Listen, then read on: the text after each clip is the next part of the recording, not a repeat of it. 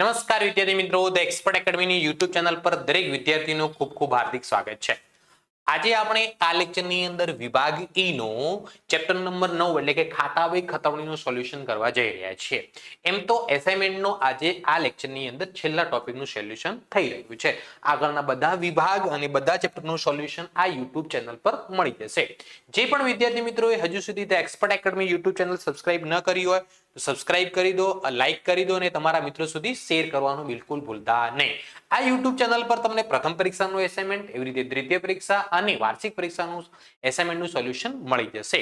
હવે આપણે વધારે સમય ન લેતા આગળ વધીએ તો અહીંયા આજે આપણે ચેપ્ટર નંબર 9 ની અંદરથી કેવા પ્રશ્નો પૂછાતા હોય છે, કેવા દાખલાઓ પૂછાતા હોય છે વિભાગ એ ની અંદર 6 ગુણના એ આપણે શીખવાના છે. તો સૌથી પહેલા જુઓ ભાગ 1 પ્રકરણ નંબર 9 જેનું નામ શું છે?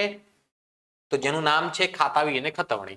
નીચેની આપેલી શ્રી સંયમની આમનોંધ પરથી તેની ખાતાવહીમાં જરૂરી ખાતાઓ ખોલી તેમાં ખતવણી કરો. તો જુઓ તમને સ્ક્રીન પર દેખાય છે શ્રી સંયમની આમનોંધ દેખાય છે, હે ને? શું દેખાય છે? શ્રી સંયમની આમનોંધ. આમનોંધ લખીને આપેલી છે આપણને રોકડ ખાતે, ઉધારથી મૂડી ખાતે 36,000 5 આમનોંધ છે. 5 આમનોંધની આપણે ખતવણી કરવાની છે. તો ખાતા એવી રીતે બનાવવામાં આવશે. જુઓ સૌથી પહેલા તારીખ, વિગત, નોંધણી પાના નંબર, રકમ, ફરીથી તારીખ, વિગત, નોંધણી પાના નંબર અને રકમ, હે ને? સૌથી પહેલા અહીંયા આવી રીતે આ બાજુને ઉધાર બાજુ કહેવાશે અને આ બાજુને જમા બાજુ કહેવામાં આવશે. એ તમે ભણ્યા હશો. ઓકે, હવે આપણે વધારે સમય ન લેતા તો સૌથી પહેલા અહીંયા જુઓ કયું ખાતું છે? રોકડ ખાતું. તો આપણે અહીંયા કયું ખાતું બનાવ્યું? રોકડ ખાતું બનાવ્યું. ચલો હવે પહેલા આની ખતવણી કરવી હોય, રોકડ ખાતે શું કરેલું છે? ઉધાર. કેટલા રૂપિયા? 36,000 રૂપિયા. તો રોકડ ખાતાને કઈ બાજુ લખવાનું? ઉધાર બાજુ. કેટલા રૂપિયા? 36,000 રૂપિયા. સામે કયું નામ છે? કયા ખાતે જમા કરેલી છે? મૂડી. તો અહીંયા વિગતના કોલમમાં લખવાનું મૂડી ખાતે. વિગતના કોલમમાં કયા ખાતે લખવાનું? મૂડી ખાતે. તારીખ કઈ છે? 2025 એપ્રિલ 1 2025 એપ્રિલ 1 તારીખ.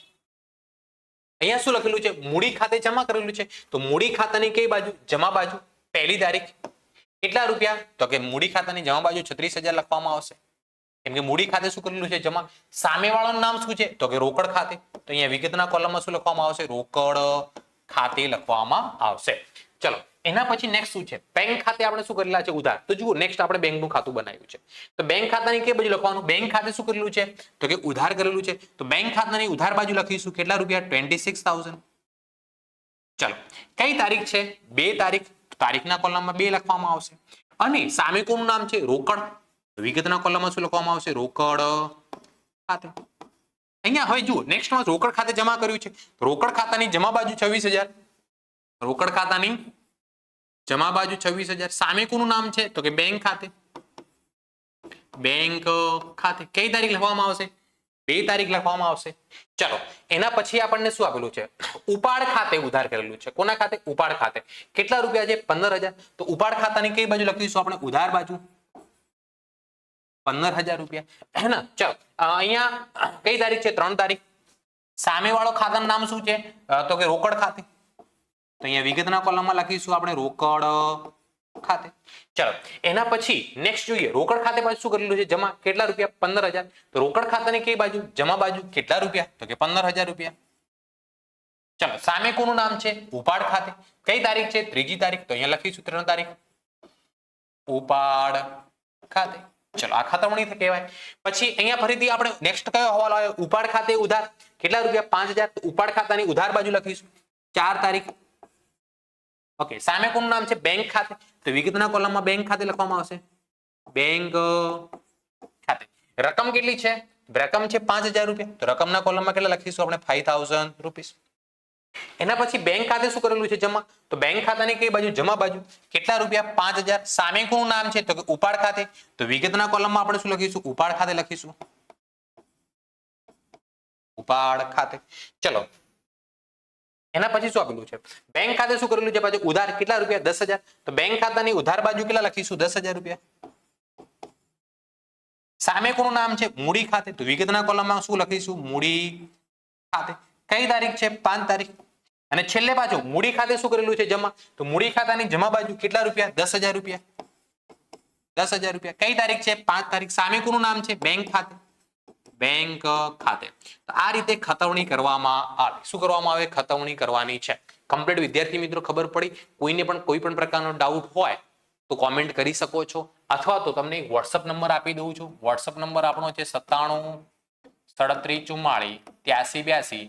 આ નંબર પર તમને કોઈ પણ પ્રકારનો ડાઉટ હોય એકાઉન્ટ અથવા આંકડાશાસ્ત્રમાં મને વોટ્સઅપ કરીને પૂછી શકો છો.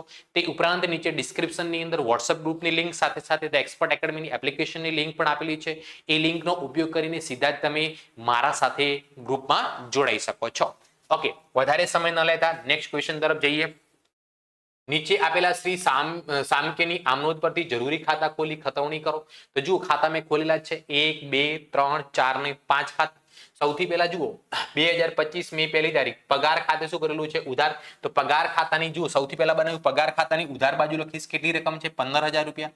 તો રકમના કોલમમાં 15000 લખીશ. સામે કોનું નામ છે? રોકડ ખાતે. તો અહીંયા વિગતના કોલમમાં કોના ખાતે લખવામાં આવશે? રોકડ ખાતે. તારીખ કઈ છે? તો કે 1 તારીખ. ચલો પછી રોકડ ખાતે શું કરેલું છે? જમા. તે રોકડ ખાતે અહીંયા શું કરેલું આપણું? તમારે જમા. તો રોકડ ખાતાની જમા બાજુ લખીશું. કેટલા રૂપિયા? 15000 રૂપિયા. 15000. કઈ તારીખ? 1 તારીખ. સામે કોનું નામ છે? પગાર ખાતે. સામે કયા ખાતાનું નામ છે? પગાર ખાતે. ચલો, ઈઝી છે એકદમ. એના પછી જુઓ બીજા નંબરની આમનોંધમાં રોકડ ખાતે આપણે શું કરેલું છે? ઉધાર. તો રોકડ ખાતાની ઉધાર બાજુ લખીશું 9000 રૂપિયા. બીજી તારીખ. સામે કઈ ખાતે જમા કરેલું છે? તો કે બેંક ખાતે. તો વિગતના કોલમમાં કોના ખાતે લખવામાં આવશે? બેંક ખાતે. એના પછી આપણે બેંક ખાતે પાછું શું કર્યું? જમા. તો બેંક ખાતાની જમા બાજુ લખીશું કેટલા રૂપિયા? 9000 રૂપિયા. સામે કોનું નામ છે? તો કે રોકડ ખાતે. રોકડ ખાતે. કઈ તારીખ છે? તો કે 2 તારીખ. ચલો એના પછી બેંક ખાતે આપણે શું કર્યું? ઉધાર. કેટલા રૂપિયા? 7200. તો બેંક ખાતાની ઉધાર બાજુ લખીશું આપણે 7200. સામે કયું ખાતું છે? વેચાણ ખાતે. તો વિગતના કોલમમાં લખીશું અહીંયા વેચાણ ખાતે. કઈ તારીખ છે? તો કે 3 તારીખ. ચલો એના પછી વેચાણ ખાતે શું કરેલું છે? જમા. વેચાણ ખાતાની જમા બાજુ લખીશું કેટલા રૂપિયા? 7200 રૂપિયા. સામે કોનું નામ છે? બેંક ખાતે. બેંક ખાતે. કઈ તારીખ લખવામાં આવશે? 3 તારીખ. ચલો એના પછી ચોથા નંબરની આમનોંધમાં શું લખેલું છે? પરાગ ખાતે ઉધાર. તો જુઓ પરાગનું ખાતું બનાવ્યું છે. પરાગ ખાતાની ઉધાર બાજુ કેટલા લખવાના? 11000. પરાગ ખાતાની ઉધાર બાજુ લખું કેટલા રૂપિયા? 11000. સામે કોનું નામ છે? વેચાણ ખાતે. તો અહીંયા વિગતના કોલમમાં લખવામાં આવે વેચાણ ખાતે. રકમ કેટલી છે? તારીખ કેટલી છે? 4. હે ને? પહેલી બાજુ ડાબી બાજુ જે હોય શરૂઆતની બાજુ જે હોય એ ઉધાર બાજુ કહેવાય. પહેલી બાજુ ઉધાર બાજુ કહેવાય. બીજી બાજુ કઈ બાજુ કહેવાય? જમા બાજુ કહેવાય. ચલો એના પછી વેચાણ ખાતે શું કરેલું છે? જમા. તો વેચાણના ખાતામાં જમા. આ રહ્યું આપણું વેચાણ ખાતું. એની અંદર જમા બાજુ. વેચાણ ખાતાની અંદર જમા બાજુ કેટલા રૂપિયા લખું? 11000 રૂપિયા લખું. હે ને? સામે કોનું નામ છે? કઈ તારીખ છે? 4 તારીખ. પરાગ ખાતે. પરાગ ખાતે. ચલો એના પછી રોકડ ખાતે આપણે શું કરેલું છે? ઉધાર. રોકડ ખાતાની ઉધાર બાજુ આ રે રોકડ ખાતું. રોકડ ખાતાની ઉધાર બાજુ કેટલા રૂપિયા છે? 9500. સામે કોનું નામ છે? વેચાણ ખાતે. તો રકમના કોલમમાં શું લખીશ અહીંયા? વેચાણ ખાતે.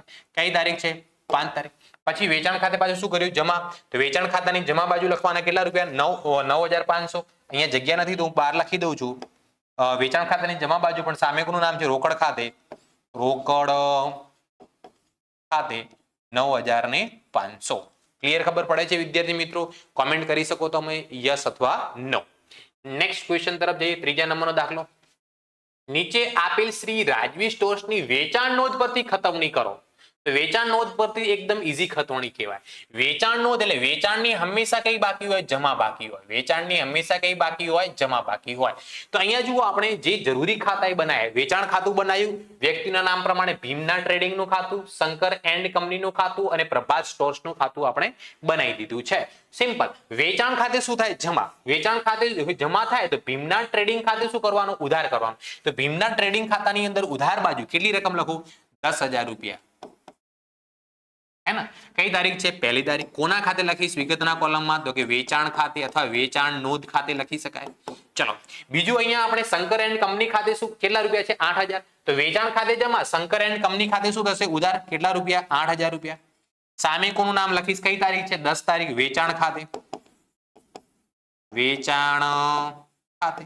ચલો એના પછી પ્રભાત સ્ટોર્સ ખાતેના કેટલા છે? 12000. વેચાણ ખાતે જમા થાય. પ્રભાત સ્ટોર્સ ખાતાની કઈ બાજુ લખવાનું? ઉધાર બાજુ.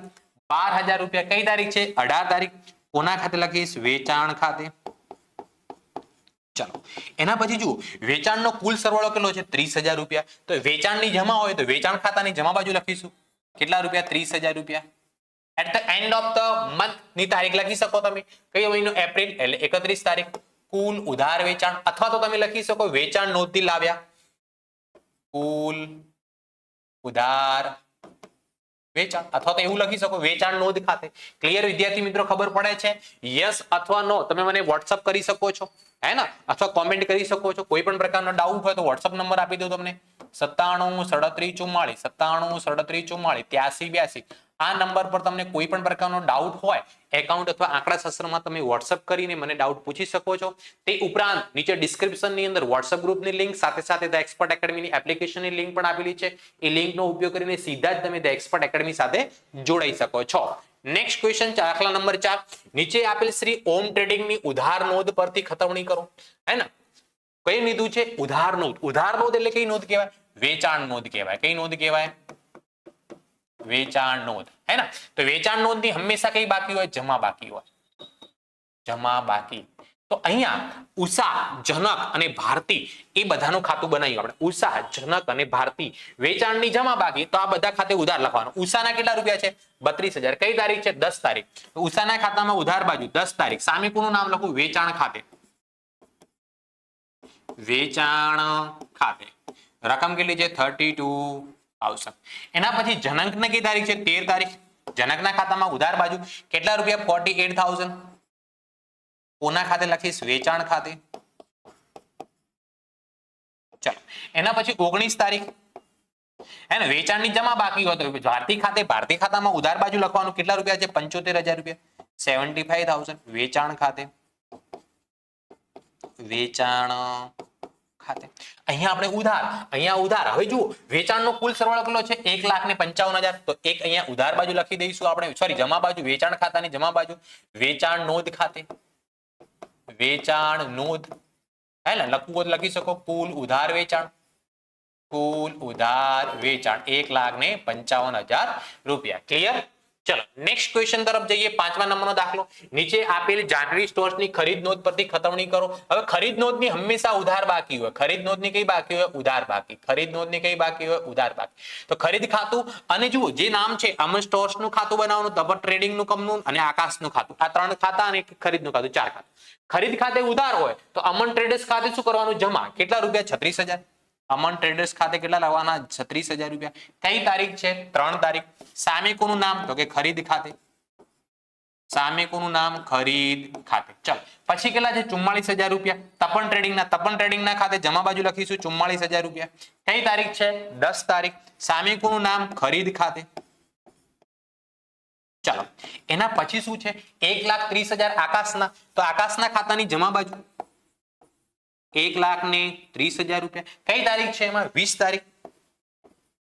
કોના ખાતે લખું? સામે વાળાનું નામ શું છે? ખરીદ ખાતે.